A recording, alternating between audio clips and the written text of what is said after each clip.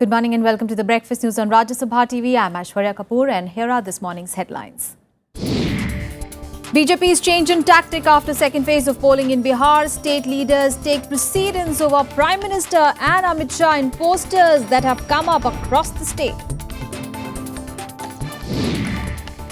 55% voter turnout in phase 2. Campaign underway for phase 3. Sonia Gandhi to address 2 rallies today. Nepal Deputy Prime Minister to begin a 3-day tour of India today. Visit comes amidst rising tension between Nepal and India over new constitution of the Himalayan nation. Hungary closes borders with Croatia, presses ahead with a unilateral crackdown of inflow of migrants. And violence flares between Israel and Palestine in the West Bank. 3 Palestinians killed. UN holds emergency meet over situation. US President expresses concern.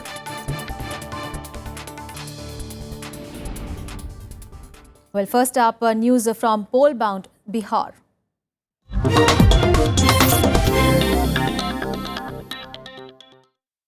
The second phase of the 5-phase assembly elections in Bihar witnessed a massive voter turnout of 55% on Friday, despite Maoist threats in several areas. Nearly 23 of the 32 constituencies which went to polls in the second phase were considered to be Maoist hubs, but polling was largely peaceful. Here are all the details. Voters in 32 constituencies spread over 6 districts including Kaimur, Rohtas, Arwal, Jehanabad, Aurangabad and Gaya queued up outside polling booths to exercise their franchise. Like the first phase on 12th of October, Friday's polling also saw more women voters turning out than the men folk. Women took the lead by recording 57.5% voting as against men who recorded 52.5%. However, voters had to wait for long owing to the slow pace of polling. हम लोग सोच रहे हैं कि देश का विकास हो, देश आगे बढ़े, भ्रष्टाचार मिटे यहाँ का। अपने मन से मतदान दें, किसी के प्रेशर मतदान नहीं दें, विकास का मतदान दें। का मुद्दा है विकास ही होना।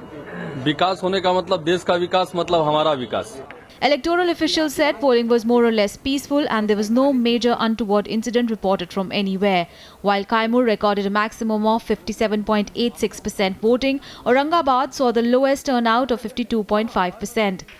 प्रतिशत देखें तो इस फेज के लिए ये लगभग 55% रहा, जो पिछली बार 52.03% था.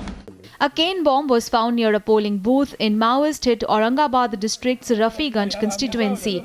A bomb squad was immediately called. BSF की और पोलिंग पार्टी जब यहाँ बूथ पे पहुंची तो देखा एक केन में बम रखा हुआ है. इन्होंने पहले बिल्डिंग को चारों तरफ से सुरक्षित किया, उसके बाद पोलिंग सेंटर को बाहर लाया, बाहर मतदान कराना सुनिश्चित किया. मतदान अभी काफी सुचारू रूप से चल रहा है, किसी प्रकार की कोई बाधा नहीं है. और तब तक बीडी टीम को बुलाया गया और बीडी टीम ने बड़ी ही सुगमता से इस बम को डिफ्यूज कर दिया है.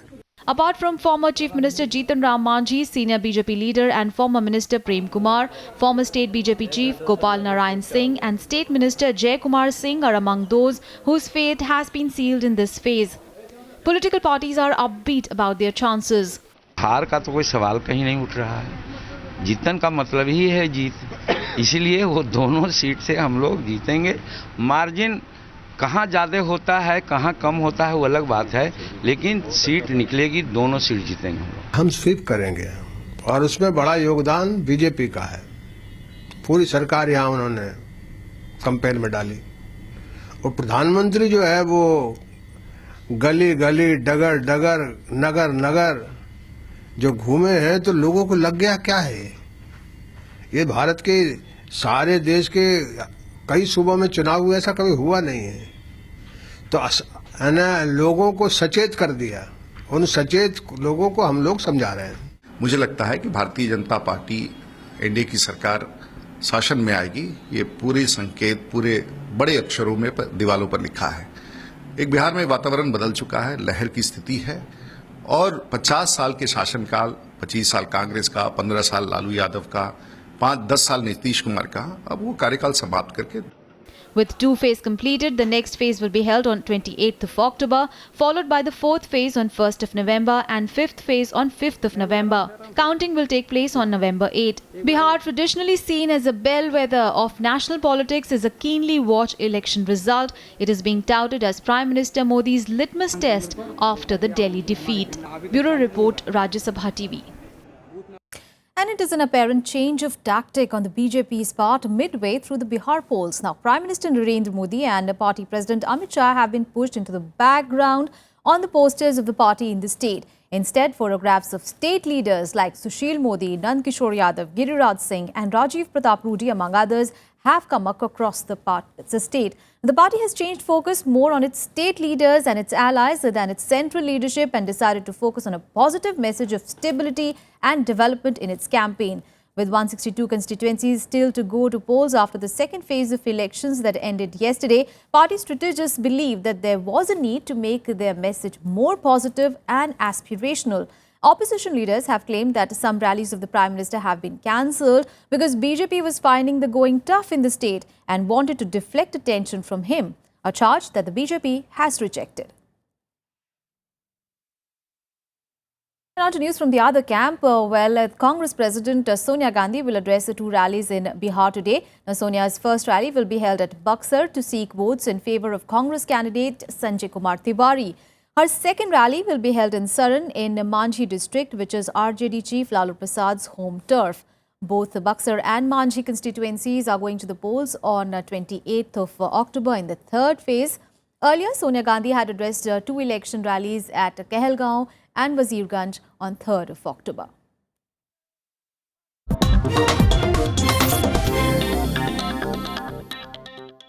All right, let's move on to some other news. Well, Prime Minister Narendra Modi has stressed upon the need to bring openness in governance to help citizens. Now, addressing the 10th anniversary of Central Information Commission, he also termed RTI Act as an effective tool to build trust between the government and common man. सत्ता को question करने का भी अधिकार हो और यही लोकतंत्र की बुनियाद है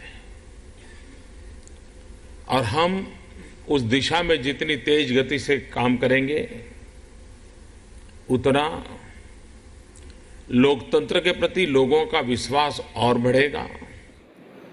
Denying the need for secrecy in today's world and promoting a more open style of governance, Prime Minister Narendra Modi said that citizens and the government must have faith in each other. Addressing the 10th anniversary of the Central Information Commission, the Prime Minister also asked government officials to reduce errors in governance with the help of RTI. ये सारा communication जो है, information access करने की जो प्रक्रिया है, वो एक तो ट्रांसपेरेंट होनी चाहिए, टाइमली होनी चाहिए एंड ट्रबल फ्री होनी चाहिए. Finance Minister Arun Jaitley said the RTI Act will become mature with the passage of time, even as the debate over its effectiveness continues. Where do we then draw the line between public conduct and privacy of an individual? Those who administer this act will have to exercise that discretion itself adequately. Where is it that information is being used for empowerment, to avoid harassment, for the benefit of the small man, or is it merely being used by some busybodies for collateral purposes? I think this is a never-ending debate which will have to carry on. RTI activists present at the occasion in turn expressed hope that the government would come good on its promise. We haven't in these 16 months seen any action. We saw words before the government came in, we saw words today, we've heard words today. We hope to see action. It's been a decade since the RTI Act came into effect. Every year, almost 80 lakh people use the Act to seek information from various government departments. Vishal Daya's report for Rajya Sabha TV. Well, the Supreme Court has quashed the constitutional amendment in the law for setting up the National Judicial Appointments Commission, NJAC. The government and other political parties reacted with surprise to the unexpected development. The 5-judge Constitution bench held that both the 99th Amendment Act and the consequent NJAC Act were bad in law. It also ordered the revival of the collegium system, which was being sought to be replaced by the NJAC. Unconstitutional was the word the Supreme Court used to describe the proposed National Judicial Appointments Commission. The court struck down the 99th constitutional amendment that the Modi government brought to scrap the old collegium system of selecting judges. The 4:1 majority verdict also rejected the central government's petition that petitions challenging the NJAC Act could be referred to a larger bench. The court has held that this National Judicial Appointments Commission, in which the government would get a substantial say in judicial appointments, interferes with the independence of the judiciary and therefore has been declared to be unconstitutional. The government argued that the NJAC was a more transparent system since it included the law minister, 2 eminent persons selected by the government, the leader of the opposition, Chief Justice and 3 senior judges. Law Minister Sadanand Gowda said he was surprised by the court's ruling. I have to discuss with my law officers and I should discuss with my senior cabinet colleagues and the Prime Minister. Then we will decide what next step that we need to take. Former Union Minister Salman Khurshid said the judiciary and parliament needed to hold a dialogue to reach a common point on the issue. This indicates is that there is need for a larger conversation and dialogue between the judiciary and parliament. How that is to happen, when it can be done, in which manner it can be done, that is for the government and for parliament to reflect upon. But this is a clear indication that 2 very important wings of government, which believes in separation of powers, have sought a conversation. Just unilateral actions may not be enough. There has to be collective bilateral action. The NJAC Act and the Constitutional Amendment Act came into force from 13th of April this year.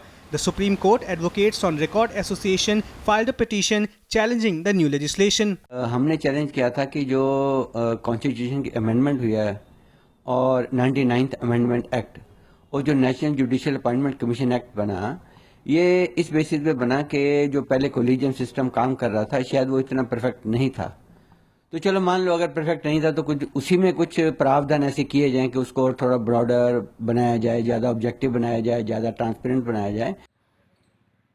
The centre defended the new law, saying the 2-decade-old collegium system where judges appointed judges was not free from defects. Besides Parliament, it was supported by the Supreme Court Bar Association and 20 state governments. The collegium system was created by 2 Supreme Court judgments in 1990s. Accordingly, a body of senior judges headed by the Chief Justice of India selects persons and recommends their names for appointment as judges. The Apex Court has now scheduled 3rd November for further hearing to improve the collegium system.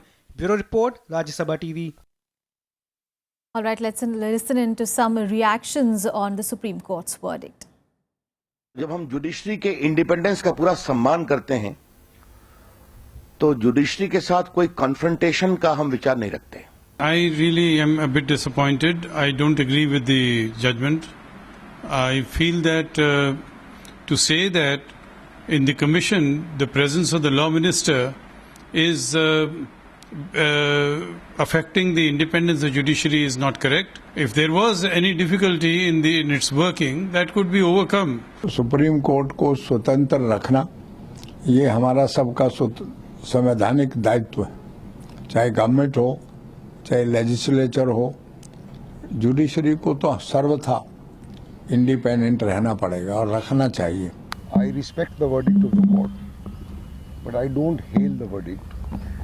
According to me, the verdict is flawed. The verdict has ignored the unanimous will of Parliament and the will of more than half the state legislatures. A real big decision there by the Supreme Court. And with this, we'll take a very short break and we'll be right back with more news. Stay with us.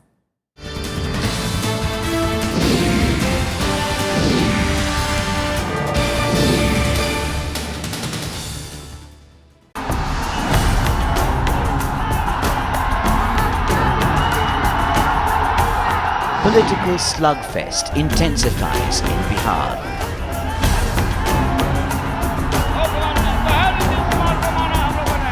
Regional national leaders fight a do-or-die battle.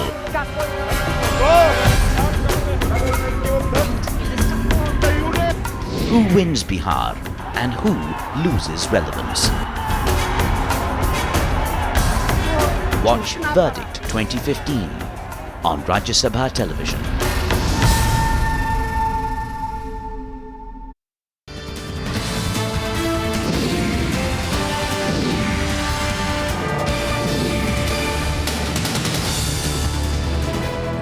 Well, the death toll due to swine flu in Gujarat has gone up to 51 in the last 2.5 months. Well, as per the daily health bulletin issued by the state government, 51 people have died so far due to swine flu in the state since 1st of August. Now, a total of 457 patients were infected with H1N1 virus and 362 of them have been cured, while 44 are still undergoing treatment.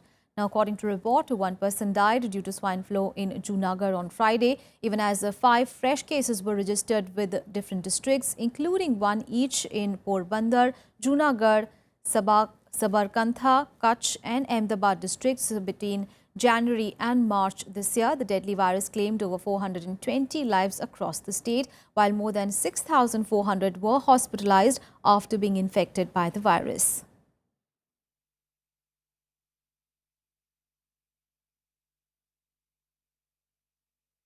Nepal's Deputy Prime Minister and Foreign Minister Kamal Thapa will arrive in India today on a 3-day visit. Now, his visit is significant as it comes in the backdrop of rising tensions between India and Nepal over Nepal's new constitution. Now, this is the first high-level visit from Nepal following new government's takeover.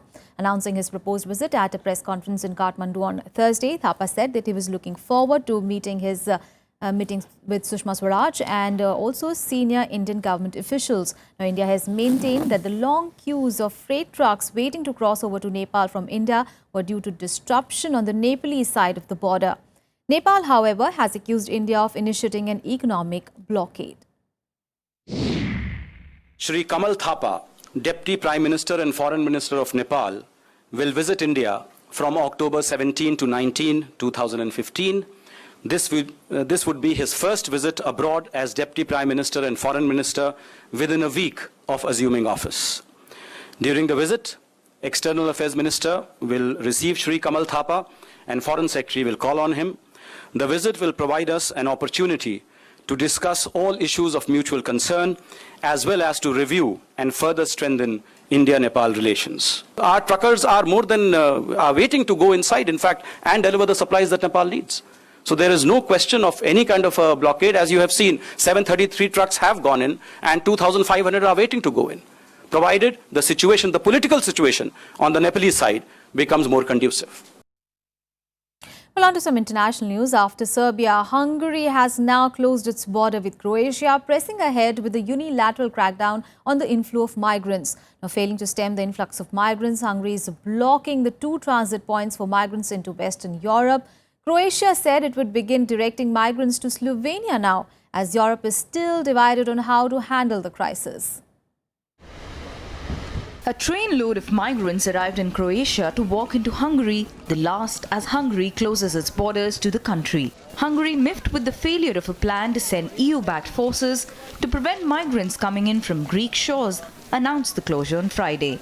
Hungary has already sealed its border with Serbia, but migrants can still apply for asylum at 2 border transit zones. Ez azt jelenti, hogy a magyar-horvát zöld határt éjféltől lezárjuk. A határátkelő helyek, a határállomások természetesen továbbra is üzemelnek. Ott szigorított ellenőrzést vezetünk be annak érdekében, hogy a törvénysértő módon való átlépéseket meg tudjuk gátolni.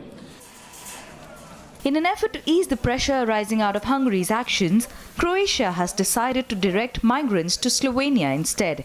It is still holding operational talks with its neighbour to handle the inflow of migrants. Slovenia has deployed extra force at the border, but said it will keep accepting refugees as long as neighbouring Austria and Germany keep their borders open.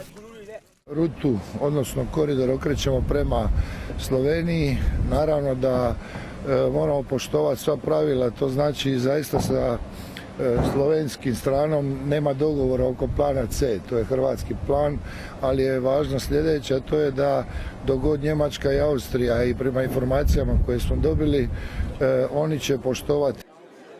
Several countries have urged caution about EU coming to an agreement with Turkey, calling for stricter border controls. Οι άνθρωποι. Αλλά αν κανείς θέλει να αντιμετωπίσει το πρόβλημα των ροών, να μειωθούν δηλαδή οι ροές, τότε θα πρέπει να υπάρξουν έλεγχοι αυστηροί και περιφρούρηση, όχι στα χωρικά ύδατα ελληνικά, αλλά στην ενδοχώρα της Τουρκίας, στην Τουρκία, στα τουρκικά εδάφη. Da geht es um die Umsetzung von 2 EU-Richtlinien und in einer ist die Möglichkeit gegeben, ein sogenanntes Landgrenzenverfahren mit Transitzonen, mit Transitverfahren zu machen. Und ich bin der Meinung, das wird nicht alle Probleme lösen, aber wenn die EU uns solche Möglichkeiten einräumt, wenn wir aus gutem Grund, weil wir die Prozesse ordnen müssen, Grenzkontrollen temporär wieder eingeführt haben. With winter approaching and such restrictions by EU states, the conditions could only turn more challenging for the thousands hoping to find refuge in Europe. Bureau Report, Rajya Sabha TV. And in hopes to explore untouched areas at the moon's south pole, the European and the Russian space agencies are now preparing to send a new mission. The lander will assess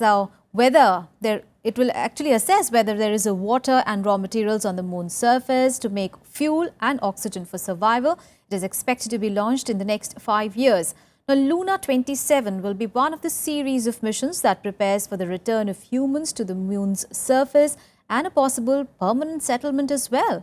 The mission will be led by the Russian Federal Space Agency and will continue the exploration program that was halted in the mid-1970s.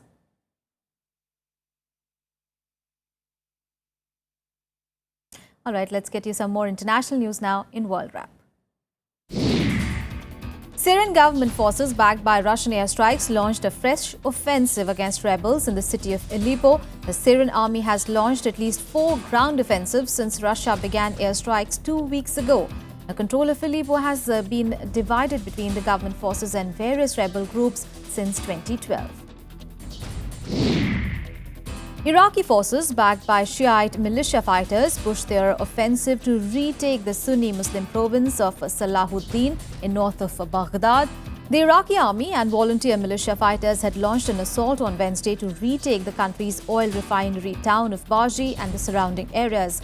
The refinery is a focal point in efforts to contain Islamic State. At least 36 people were killed in multiple suicide attacks in northeastern Nigeria's state of Borno on Friday. The bombing took place at a mosque and a residential building. No one has claimed responsibility for the attack so far, but they bore the hallmarks of the jihadi movement, which has been trying to carve out a separate state since 2009. Burkina Faso's military general, accused of leading a failed coup last month, has been charged with crime against humanity. Now, 11 charges, mostly crime against humanity, have been filed against Diendere. He's accused of leading a power grab by presidential guards loyal to ousted head of state Campore on 17th of September. Now, fresh violence has erupted between Israel and Palestinians in the West Bank and Gaza, with 3 Palestinians killed in the clashes. A group of Palestinians set fire to Joseph's Tomb, a religious site in the West Bank venerated by Jews, sparking condemnations from both Palestinian and Israeli authorities. Now, the United Nations Security Council held an emergency meeting on Friday. US President Barack Obama has also expressed concern about the outbreak of violence. We're very concerned about the outbreak of violence that initially is centered on Jerusalem, but we always are concerned about the spread of violence elsewhere. We condemn in the strongest possible terms. Growing concerns over ever-spiraling violence in Jerusalem, West Bank and Gaza, even as tensions between Palestine and Israel continues to be high.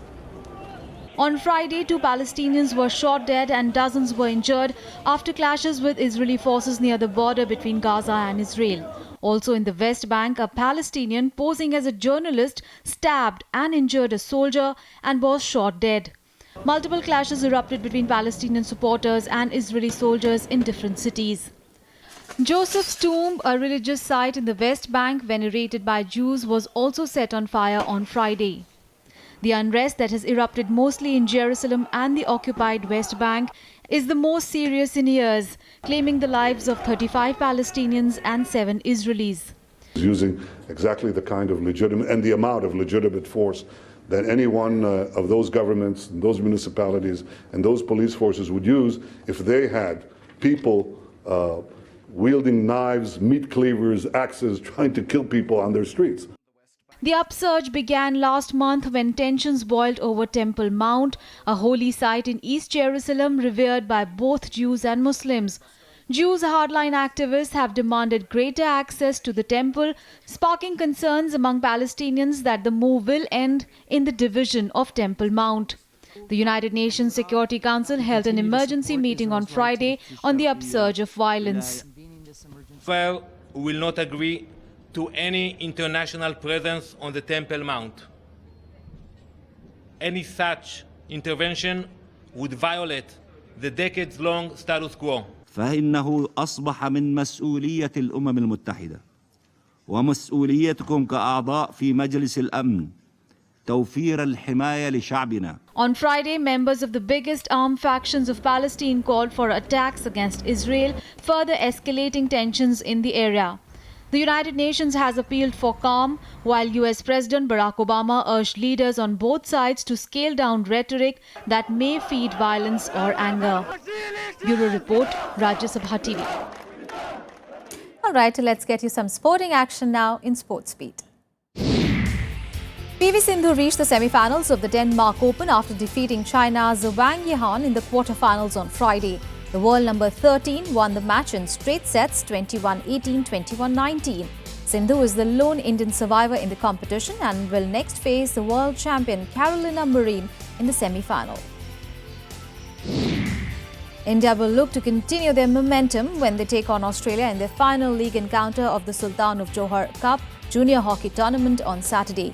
The two-time defending champions India have already booked their spot in the final with the 3 wins from 4 games, and they will face either Argentina or Great Britain in the Sunday's final.